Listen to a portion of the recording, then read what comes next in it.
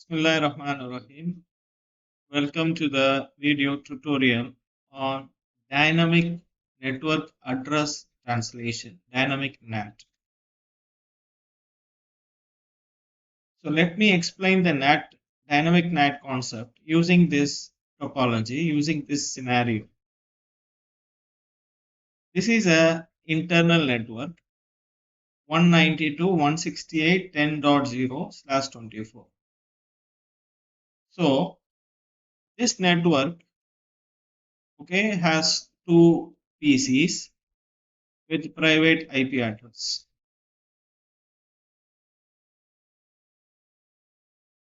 So they have private IP address, and this is the gateway FA0/0, which has the IP address of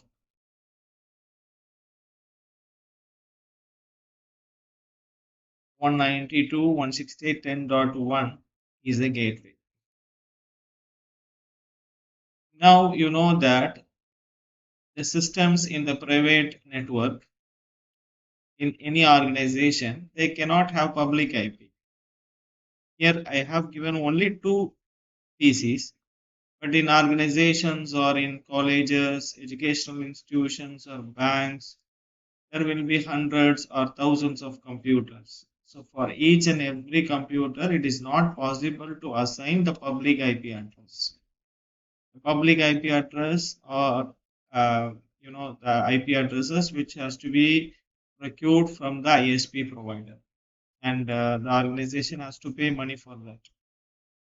And also the number of IPv4 address is limited. To save the IPv4 address, the private network or the internal network of an organization is configured with private IP address.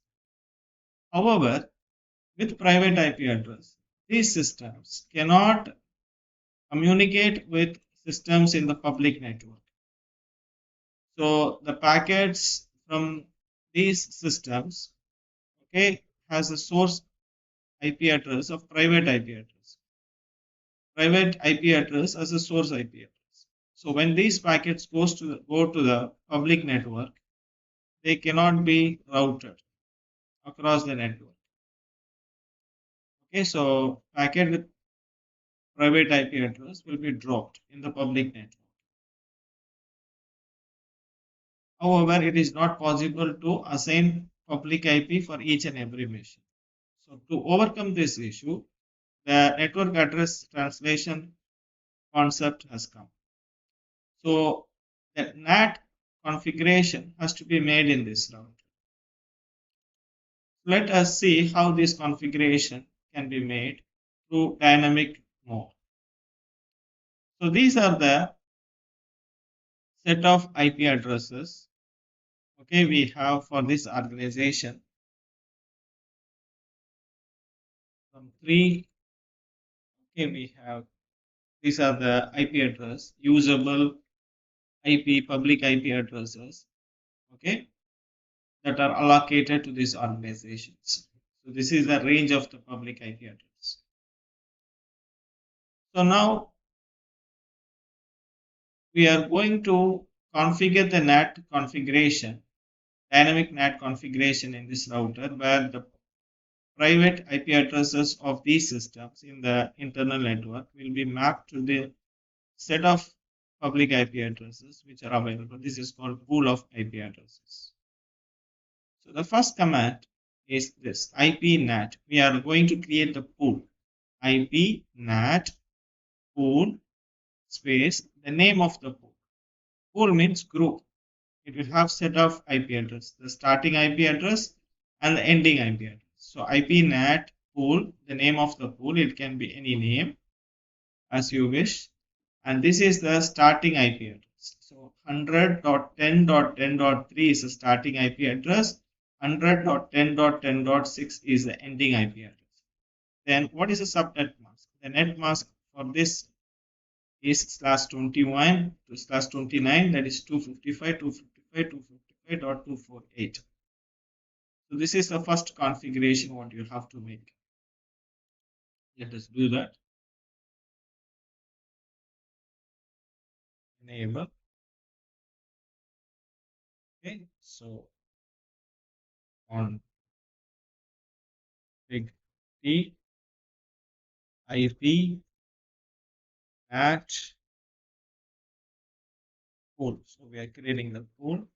So pool name, let's say, okay, poly. Give some name, poly, then 100.10.10.3, starting IP address and ending IP address. So 100.10.10.6. So here you can ask, okay, so 103, 104, 105, 106. Totally 4 IP addresses are available. So if you ask me, can we use one IP address? Is it allowed to use two IP address, or is it allowed to three IP address? Yes, it's up to you. Even with one IP address, we can create a pool. So if you are going to use, if you have only one IP address, then what you have to do is 100.10.10.1. Then starting and ending should be same. 100.10.10.1. Then the ending also 100.10.10.1. Clear? Here, as far as this scenario is concerned, that assume that we have 4 public IP addresses now with us, that it has been procured by the organization from the ISP provider. So we are going to create a pool. Name of the pool is poly with this range. This is the starting and this is the ending. Okay, then net mask is 255, 255, 255.248. So we have created the pool. Next, okay, we have to create a access list. So the access list defines which systems in the internal network are allowed for mapping. Okay, so which network in the internal network, okay, is eligible for the NAT. So here we have only one network. Let us say we have 2 or 3 networks, but you want to allow only one network for mapping, then you have to include that network using the permit statement in the access list. Whichever network you don't want the NAT to happen, then you can exclude that network, or you can explicitly deny that network in the access list. So let us create the access list now. Access list 1. So it is a standard permit.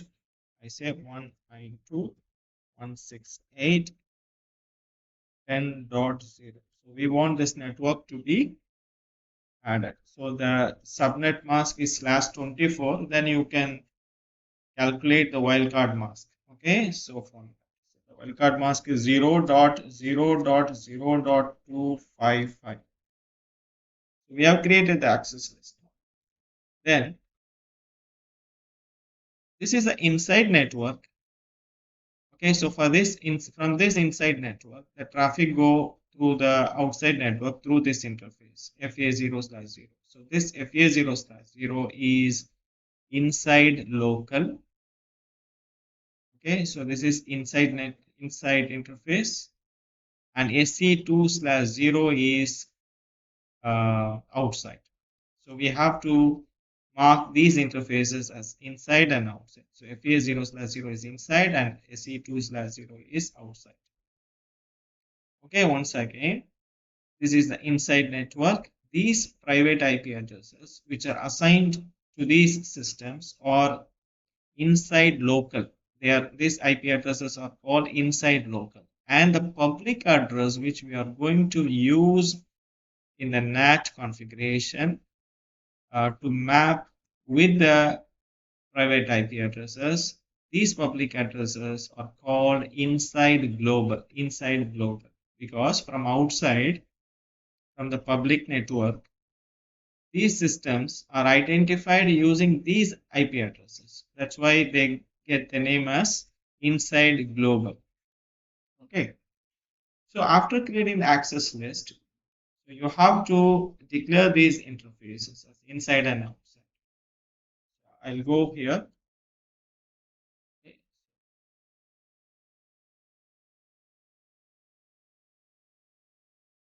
Interface A0/0. Okay, then I say IP NAT is outside, and I go to I'm sorry, a mistake. IP NAT inside. So this is IP NAT inside FA0/0, and then interface SC2/0 is IP NAT outside. Okay, so we have done this configurations. We have created the pool, then we have created the access list. Okay, then in the access list we have stated which network is allowed. It's a standard access list. Okay, then access in the pool we have defined what is the range of IP addresses, public IP addresses that are available from the ISP provider for this organization for performing the NAT mapping. Then we have declared the interfaces as inside and outside, and then finally we have to map the pool with the access list. That's the last come. Come outside and okay, config P and IP NAT inside source in IP NAT inside. Remember in the static NAT configuration we say IP NAT inside source static. Okay, here we don't use a static, so we are going to use the list. And the list number already you know this standard access list number 1, or if you have created the access list using a name, then you can give the name. Okay, so we have created the access list using number, so we are giving the number, and then let's say pool. Okay, pool name I have given this name poly. Okay, poly. So IP NAT inside source list is 1 and the pool is poly. That's all. So now we have done with the configuration. So end, right, and show and command. You can check all the configurations what we have made. So we made the mistake here, right? So IP NAT inside is correct, and serial is IP NAT outside, and other things you can see at the here. So access list 1 permit. This is the access list, and this is the pool we have created, and this is the mapping. Okay, so once you have done, please try to understand when these systems, okay, let's say these are the system belonging to the internal network, when they try to access the service, a web uh, application is running here in 110.10.10. Let's just imagine this as a Google. Okay, so this is an external server, so they want to access this server. So when these systems try to access, okay, they're from here until this router, the source IP will be like 192.168.10.10 from this PC.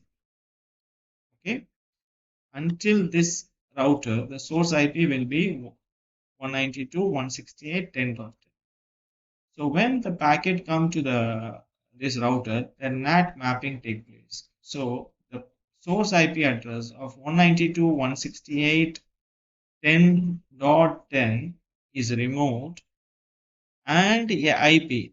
Okay, we have assigned a pool of IP, set of IP, 4 IP from 10.3 to 10.6. So whichever IP is available, okay, let's say initially no system has communicated with the outside network. So the pool, public IP addresses available in the pool, they are free. So the first one, 10.3 will be chosen, And this private IP, that is 192.168.10.10, will be removed, and that 100.10.10.3 will be inserted, and the packet will be going here. So when the packet is starting here, the source IP address will be this 192.168.10.10, and the destination will be this. Of course, the destination will not change. This is the destination. So once the NAT mapping is done, the source IP will be replaced into 100.10.10.3. So the source IP is changing. So when the packet reaches this system server, the server, when it in this server, if you check what is the source IP address, okay, from where the packet started, the source IP address will be 100.10.10.3. From the outside network, you cannot see the private IP address of the PC1. This is one of the security feature of the NAT. NAT protects the internal IP address details of the private network. So this system would see only the public IP, what has been assigned in the NAT mapping. Okay. So one more information what I want to give is like here just there are two systems. So the PC1 is communicating with the public network, it will get 10.3. The PC2, if it concurrently at the same time, if it communicate with the public network, okay, it will get 10.4. And let's say PC3, there is PC3, okay, and PC4. So PC1, PC2, PC3, PC4, all the systems are communicating. Then all the four IP address will be used. So it is called one-to-one mapping. So each PC will take one public IP address. So four PC, let us assume there are four PC and four IP addresses, public IP addresses are available in the pool. So all the four PC will take all the four public IP addresses. So if there is a fifth system in the network, if it try to connect to the public network, it cannot connect with the public network because all the public IP addresses available in the pool are exhausted. They are used by other PCs. So this is called one-to-one mapping. One PC, one public IP. So four PC, four public IP. And what will happen to the fifth PC? It has to wait until any one of the first four PCs release their public IP address. They end the communication with the external network. When they end the communication, the IP will be released and it will be given to the PC which is waiting to communicate with the external network. Okay, suppose there is only one IP available. That means only one PC at a time can communicate with the outside network. So this is the dynamic NAT concept, and this is the disadvantage of dynamic NAT. Okay, so um, the main issue is like each PC needs a separate public IP address. So if the public IP address are already used by some PCs, then other PCs they have to wait in the queue to communicate with the outside network. So what is the solution? So we need the solution, right? So the solution we can overcome using a concept called overloading or port address translation that we will discuss in the next video. So now we have done with the configurations. Okay, then what we do is we go to the PC1, okay, and go to the web browser.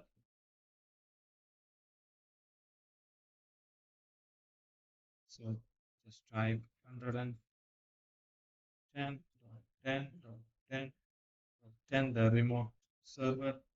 We were able to access. Then you go here and check show IP NAT translation.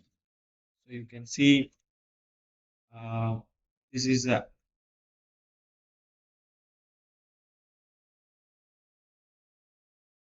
this is the IP address.